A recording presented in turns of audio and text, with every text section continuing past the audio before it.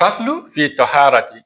Nous sommes sur la section concernant la pureté ou la purification. Selon l'Akhdari toujours, A'udhu billahi minash shaitanir rajim, bismillahir rahmanir rahim. At-taharatu kisman, la pureté ou la purification vient des deux ordres. Il y a at-taharatu hadas, être pur, parlant d'actes d'adoration, être pur pour, par exemple, faire la salat, ou bien être pur pour, par exemple, faire tawaf, ou bien pour lire le Coran. Qu'il s'agit de la petite ablution ou de la grande ablution, nous parlons de tahara. Donc, il y a des formes, des choses ou d'impuretés qui peuvent t'affecter et qui peuvent te priver de ton état de pureté. Donc, taharatu hadas, ça, ce sont les choses, les impuretés qui viennent de l'intérieur de ton corps et qui te suivent. Donc, ces choses, par exemple, l'urine, la défécation, la menstruation ou les lochis, ce sont des choses qui viennent de ton corps. Et islamiquement parlant, quand ça t'arrive, c'est naturel, tu n'es plus en état de pureté pour, par exemple, faire la salade ou autre. Donc, deuxième partie, deuxième forme de pureté ou d'impureté, taharatu khabas. Ce sont les impuretés extérieures qui touchent ton corps et qui te privent de ton état de pureté. Au cas par cas. Quelles sont ces choses en détail? Il dit, voilà, yasihul jami'u, c'est deux formes de pureté.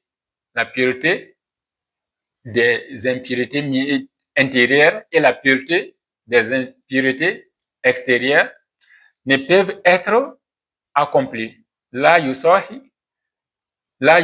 jami'u, ces deux ne peuvent être accomplies illa bil ma'i tahir, que par de l'eau pure. Ma'i tahir, de l'eau pure. C'est quoi l'eau pure? Wahua. Et cette eau, allazi, c'est l'eau qui n'est lam yataghayyar, qui n'a pas été changée. Launuhu, dans sa couleur, l'eau dont la couleur est demeurée intacte, c'est-à-dire incolore de principe. L'eau qui a été mélangée, qui est devenue rouge ou vert ou bleu ou autre couleur, ça c'est déjà un problème vis-à-vis de la purification.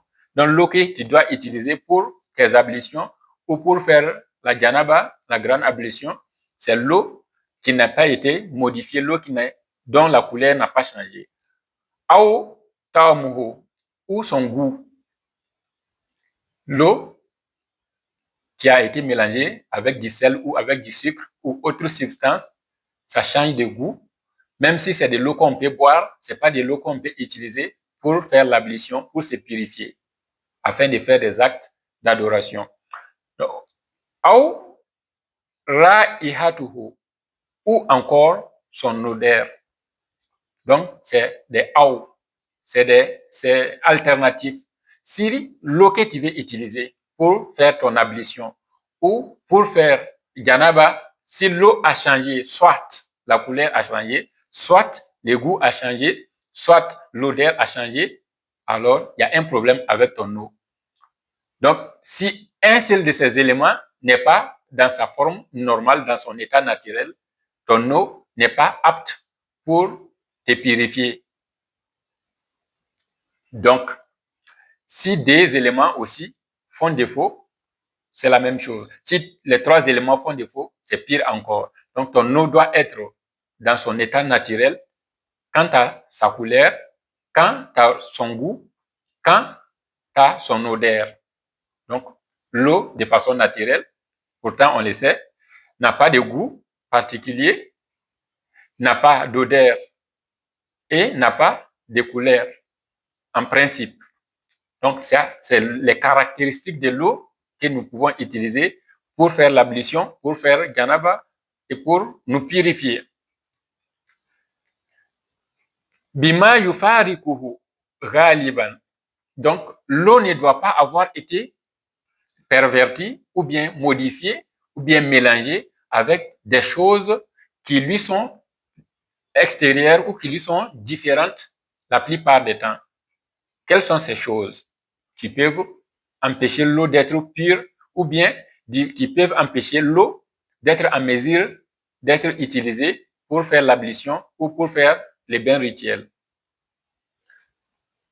Kazait, comme l'exemple de l'huile.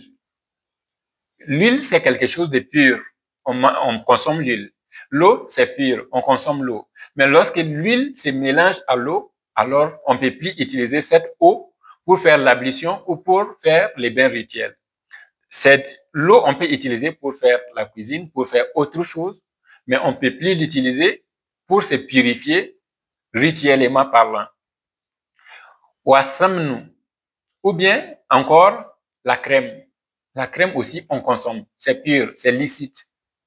Mais quand ça se mélange à l'eau, cette eau devient inapte à la pureté, à la purification rituelle.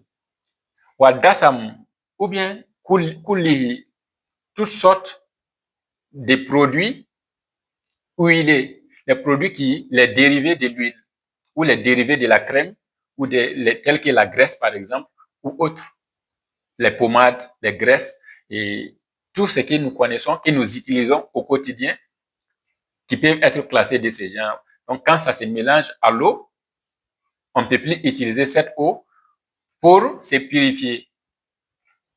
Walwazai, ainsi que les champignons. Champignons qui poussent dans la forêt, par exemple, pour c'est les personnes qui utilisent les sources naturelles, donc les champignons, wasabun, ainsi que les savons. Quand les savons se mélangent à l'eau, cette eau devient inapte. Pourtant, le savon est utilisé pour se purifier, normal. Mais tu ne peux pas faire ton ablution avec du savon. Donc, si tu as besoin, tu ne peux pas faire grande ablution également avec du savon. Il y en a pas. Donc, tu peux utiliser le savon pour te laver, pour laver les parties que tu veux laver. Et après, tu utilises l'eau pure, l'eau naturelle, l'eau douce, l'eau normale pour faire ta purification. Pour faire soit la petite ablution, soit la grande ablution. Walwasahi, ainsi que les ordures, tout ce qui est ordure, quand ça se mélange à l'eau, que ce soit des sources courantes ou des sources stables, tout dépend au cas par cas. Cette eau ne peut plus être utilisée pour se purifier. Wanahwehi, ainsi de suite, les choses qui sont liées aux ordures. Mais il n'y a pas de problème quant au sable.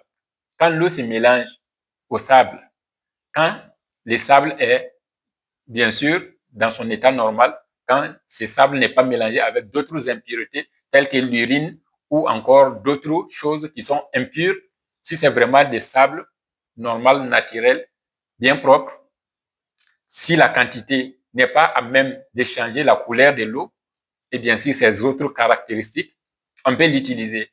Si c'est des sources courantes, nous voyons très bien, l'eau garde ses propriétés, l'eau garde sa nature, ses caractéristiques en courant sur la terre ferme. Donc, ça prouve que le sable n'est pas quelque chose qui détruit les caractéristiques de l'eau pour l'empêcher d'être utilisée dans la purification. Walhima'i, il n'y a pas de problème également pour l'argile. Quand l'eau court sur l'argile ou l'argile tombe dans l'eau, il n'y a pas de problème tant que ce n'est pas accompagné d'autres d'impuretés qui puissent causer des problèmes. Il n'y a pas de problème. L'eau qui est stagnante dans un coin argilé, pas de problème, on peut l'utiliser pour faire l'ablution, pour faire ganaba, pour faire d'autres choses. Donc, il n'y a pas de problème pour ces choses. Il n'y a pas également de problème pour les marais. Donc, normal. Ainsi que les coins, les endroits qui sont naturellement, on a l'impression, quand tu bois l'eau de cet endroit-là, tu as l'impression que c'est un peu salé ou que c'est un peu sucré ou que c'est un peu comme si c'était un peu des potasses qu'on a mis dedans naturellement. Ça, c'est le sol. Quand c'est le sol de la localité qui est comme ça, il n'y a pas de problème à utiliser l'eau en question pour se purifier. Ça, également, wanahwizalika, ainsi de suite, et tout ce qui est de ce genre, comme on l'a cité. Que ce soit l'eau, tu as l'impression que l'eau est salée, ou que tu as l'impression que l'eau est un peu sucrée, ou que tu as l'impression que l'eau c'est un peu potasseuse, ou ainsi de suite. Si c'est vraiment la nature du sol, de la localité qui est comme ça, il n'y a pas de mal. En dehors de cela, faslu, section autre, pour l'explication des cas concrets qui peuvent nous arriver. Il dit, Iza ta'ayyanatin najasatu, lorsque l'impureté vient, Ghusila mahluha, l'endroit qui est affecté par l'impureté, on lave cette partie. Si c'est ta main qui a touché quelque chose d'impur, tu laves ta main proprement. Si c'est tes pieds, tu laves tes pieds proprement. Si c'est une partie de ton corps ou une partie de tes vêtements, tu laves la partie concernée. S'il s'agit d'une partie bien précise et qui n'a pas de répercussions sur les autres parties. Fa'inin tabassat, mais si l'impureté s'est dispersée, Gusila sawbu kulluhu, sur ton habit par exemple, partout, tu laves tout ton habit. Donc ça, c'est normal. Ou bien si c'est la grande partie, la majeure partie de ton vêtement qui est affectée par l'impureté, soit par l'urine, soit par la défécation, soit par autre chose d'impur, comme on a cité, tu es obligé dans ces cas de laver tous les vêtements concernés avant de pouvoir l'utiliser pour être pur. Donc, en rappel, avant de faire la salade, parmi les conditions, comme on va les voir, il faut être pur de façon dans son corps, dans sa chair, être pur ses vêtements et utiliser un endroit pur pour prier. Donc, parmi ces éléments obligatoires de la pureté avant les actes d'adoration, il faut bien les noter. Waman shakka fi isabati najasati, quelqu'un qui doute sur ses vêtements de la présence ou de l'absence de pureté, d'impureté. Tu sais pas, est-ce que ton habit, tu vois une tache, par exemple, sur ton habit, ou une trace sur ton habit, tu sais pas, est-ce que c'est de la pureté ou c'est de l'impureté. Ou bien tu es passé par un endroit généralement impur et tu doutes, est-ce que l'impureté a touché mes vêtements ou pas? Ou tu es allé faire tes besoins naturels et tu doutes, est-ce que mes habits, il y a quelque chose qui a touché mon habit d'impur, de pas bon, oui ou non? Tu es dans les doutes. Waman shaka. Nadaha, tu passes là-dessus. La tâche que tu vois, tu mouilles ta main de l'eau pure et tu frottes l'endroit concerné. Et s'il n'y a pas de tâche, si par exemple tu as été uriné et tu doutes, tu as l'impression qu'il y a un peu d'urine qui a sursauté, qui a rebondi sur ton pantalon ou sur une partie de ton vêtement. Donc, comme tu es dans les doutes là-dessus, si c'est certain, c'est obligatoire, forcé, tu suis ce qu'on a dit tout à l'heure. Maintenant, si c'est dans cette circonstance, tu doutes un peu, vu que ça peut être juste des petits rebondissements, alors tu utilises de l'eau, tu mouilles ta main, tu passes sur l'endroit concerné, sur, par exemple, les manches de ta chemise ou bien un endroit particulier de ton pantalon ou bien du vêtement que tu portes. Wa in asabau shay'u shakan fi najasati. Mais si tu doutes quelque chose, tu vois quelque chose quand même sur ton vêtement, mais tu ne sais pas du tout, est-ce que c'est de l'impureté ou bien c'est pas de l'impureté. Tu vois quand même une tache, une trace bizarre, mais tu ne sais pas est-ce que c'est impur ou bien on considère pas cette chose comme impure. Fala nada alayhi. Il n'y a pas de problème en cela dans ce cas. Mais si tu vois une tache, une trace, tu ne sais pas l'endroit, la localisation de cette tache. Est-ce que c'est de l'eau ou est-ce que c'est de l'urine, par exemple? C'est facile de distinguer. Tu sens et tu sauras si c'est de l'urine ou si c'est de l'eau. Si tu vois la chose, si c'est une tache qui n'est pas de cette nature, une vraie tache, quelque chose, mais tu essaies de sentir ou tu regardes bien, soit par la vue, soit par l'odorat, tu vas pouvoir distinguer ce que c'est. Et vraiment, au pire, tu as fait l'effort, ça ne te dit rien. Tu ne sais pas, est-ce de la peinture qui n'est pas considérée comme de l'impureté sur l'habit pour empêcher la prière, ou est-ce tu n'es pas précisé là-dessus, il n'y a pas de problème. Tu n'es pas obligé d'y passer. Waman tazakara najasata. Et la personne qui se rappelle d'une impureté, wahuwa fi solati, alors qu'elle est en train de prier. Tu es en train de faire la solat et tu t'es rappelé que il y a quelque chose d'impur t'avait touché. Ou bien, tu as oublié, tu avais fait des besoins et tu ne t'étais pas suffisamment purifié. Ou bien, ainsi de suite. Donc, waman tazakara, tu t'es rappelé pendant que tu es fi solat, pendant la solat, tu es en train de faire la solat. Tu coupes ta prière, ou disons, ta prière, elle est rompue automatiquement. Parce que l'impureté t'empêche de faire une prière valable, une prière valide. Dès que tu t'es rappelé que l'impureté était soit en état d'impureté, ou que tu t'es rappelé que l'impureté avait touché tes vêtements, dans ce cas, tu romps ta prière. Mais si tu t'es rappelé que tu étais en état d'impureté, là, ta prière, elle n'a pas lieu. C'est naturel et c'est logique. Et illa, sauf an yakhafa khuruj al waqti, tu crains que l'heure de la prière passe, le temps que tu puisses te purifier l'habit ou les vêtements avant de revenir faire la salat. Mais si tu t'es rappelé que tu n'étais pas en état de pureté, c'est wajib, c'est obligatoire, tu dois te purifier et de revenir. Parce que sans la purification, il n'y a pas de prière. Mais si il s'agit de ton vêtement, de l'habit que tu portes, dans ces cas, tu t'es rappelé pendant que tu fais la salate, mais l'heure de la prière va peut-être passer. La chose qui a touché ton vêtement est de l'impureté. Le temps que tu rentres à la maison, par exemple, pour enlever, changer de vêtements et faire la prière, ce sera trop tard. L'heure de la prière va passer. On va venir, Inch'Allah, il y a un chapitre ou une section sur les horaires de prière, les intervalles. Donc, dans ces cas,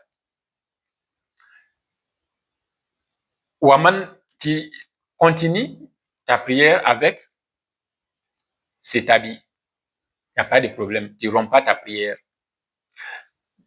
Si c'est par exemple à une heure, à un moment où tu peux changer ton vêtement et l'heure de la prière n'est pas passée, dans ce cas, tu rompes ta prière, tu changes les vêtements ou tu purifies les vêtements avant de revenir faire ta prière. Pas de problème. Ça, c'est ce qui est convenable.